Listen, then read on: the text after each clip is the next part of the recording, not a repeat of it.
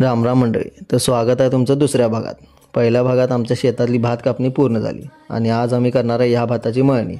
आज जरा लवकरच शेतात आलो कारण भात भरून न्यायला ट्रॅक्टर येणार होतं आणि त्यांना लवकर 11 पर्यंत देतो म्हणून सांगितलं. म्हणून आम्ही गडबडीत सगळं कापलेलं भात एका ठिकाणी गोळा करायला चालू केलं. असं पसरलेलं भात एका ठिकाणी ढीग लावायला चालू केलं म्हणजे ट्रॅक्टर आलं की लगेच भरून न्यायला मोकळं.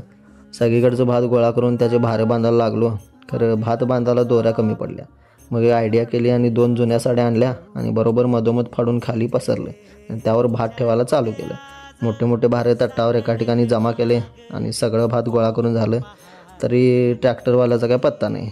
तो काही वेळेत आलाच नाही. मग तो येईपर्यंत जरा पोटपूजा करूया म्हटलं आणि मस्तपैकी फरसाणा आणि चहा प्यायला बसलो. तेवढ्या ट्रॅक्टरवाला हॉर्न वाजत शेतात पोचला. मग लवकर चहा पिऊन घेतला आणि सगळी लागलो कामाला. गोळा केलेलं सगळे भारे ट्रॅक्टरमध्ये भरायला चालू केलं आणि सगळं शेतातलं भात एका ठिकाणी गोळा केलं आणि आम्ही गेलो मळणी करायला. सगळी तयारी केली. खाली तट्ट वगैरे पसरली. ट्रॉलीतलं भात हळूहळू काढायला चालू केलं. ट्रॉलीत वर आणि खाली 2 प्रकारची भातं होती. त्यामुळे पहिला वरचं पाडून घेतलं आणि जरा पुढं खालचं भात पाडून घेतलं आणि मळणीसाठी भात पसरायला चालू केलं. आणि भात पसरून झाल्यावर ट्रॅक्टरनं जरा मागे पुढं घारघूर करून मळणी काढायला चालू केली.